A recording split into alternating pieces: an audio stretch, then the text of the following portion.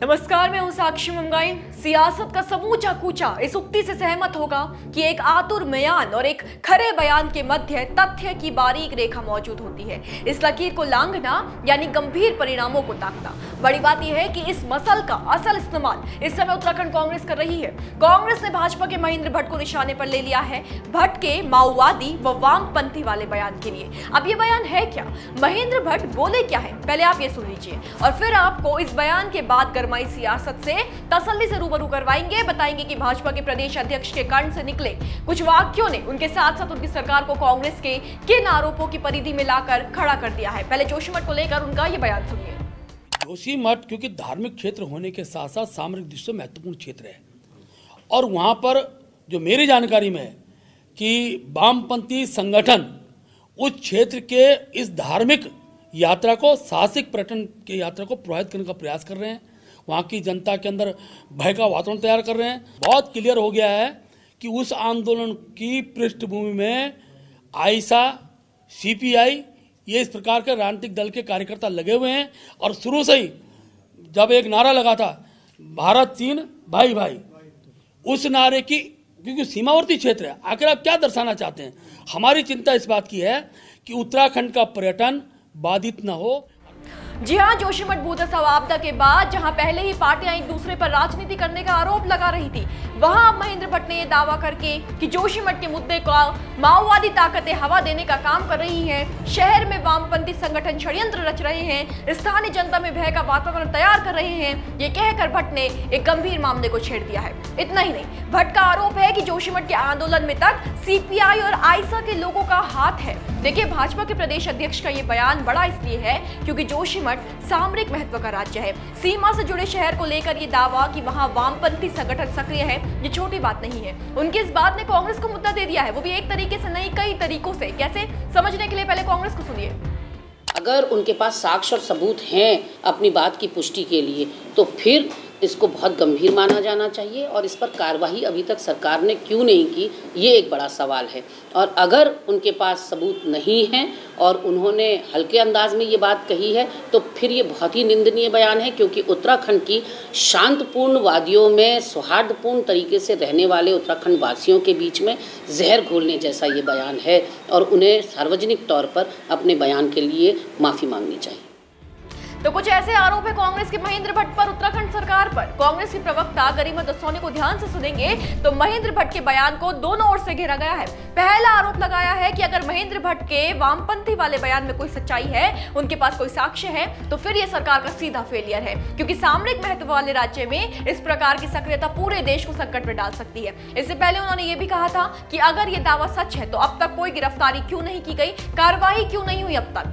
दूसरा आरोप कांग्रेस का यह है कि बिना आधार के इस प्रकार के आरोप निंदनीय है। जोशीमठ के लोग भूदसाओं से पीड़ित हैं, सड़कों पर बैठना उनकी खुशी या फिर उनकी इच्छा नहीं है। वहां के आंदोलन को बिना सबूत वामपंथी संगठन के षड्यंत्र से जोड़ना निंदा का विषय है। कुल मिलाकर बयान की स्थिति सत्य हो मिथ्या हो, महेंद्र भट्ट कटघरे में आ गए हैं। सिर्फ कांग्रेस ने नहीं, जोशीमठ बचाओ संघर्ष समिति के संयोजक और एक्टिविस्ट अतुल सती ने भी महेंद्र भट्ट को आड़े हाथों लिया है।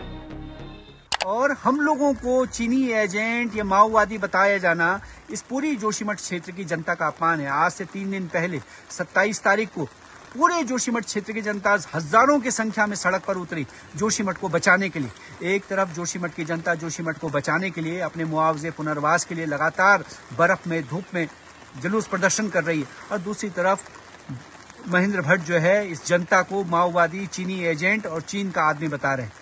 तो तब हम ये पूछना चाहते हैं कि महेंद्र भट्ट जी, जब आपके मुख्यमंत्री जी ने हमसे मुलाकात की, महेंद्र भट्ट जी जब आपने मुझे अपने घर पर बुला करके बातचीत की, तब क्या आप जोशीमठ के नागरिक से बात कर रहे थे कि चीन के आदमी से बात कर रहे थे?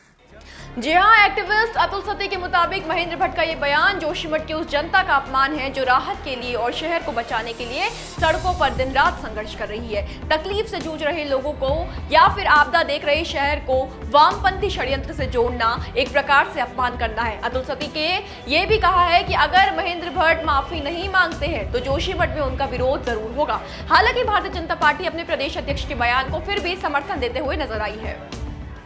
हमारे जो जोशीमठ है, जोशीमठ सामरिक दृष्टि से एक बहुत महत्वपूर्ण केंद्र है, देश की सुरक्षा से जुड़ा मामला है।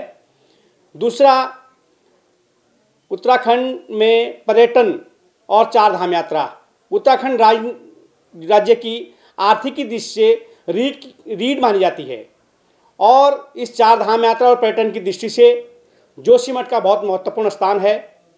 और जिस प्रकार से वहाँ पर जा कर के लोग, बाहर के लोग जिनको उस स्थान से, वहाँ के लोगों से कोई लेना देना नहीं है, जन आंदोलन करने की कोशिश कर रहे हैं और वहाँ की जन भावनाओं को भड़काने का काम कर रहे हैं।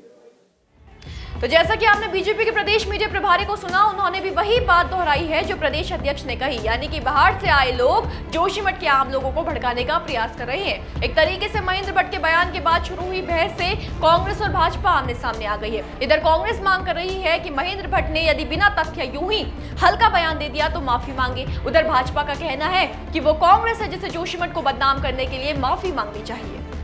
ऐसे काम कर रही है जो आगे हमारे राज्य के लिए बहुत प्रभावित, हमारे राज्य की जो चार धाम यात्रा है और पर्यटन जो है उसको प्रभावित करने का जो काम किया उन्होंने, उसके लिए उनको माफ़ी मांगनी चाहिए। और साथ ही मैं कहता हूं, अगर हमारे प्रदेश अध्यक्ष जी के बयान पर कांग्रेस को किसी प्रकार की कोई आपत्ति है, मैं ये कहना चाहता हूं कि कांग्रेस को स्पष्ट करना चाहिए, क्या जो वहां पर जो आंदोलन कर रहे हैं बाहर से आकर के लोग, क्या आप उनके समर्थक हैं? अगर आप उनके समर्थक हैं तो मैं निश्चित रूप से कह सकता हूं कि कांग्रेस पूरी तरह से वहां के माहौल बिगाड़ने के लिए और राज्य की जो को बदनाम करने का षड्यंत्र कांग्रेस रच रही है।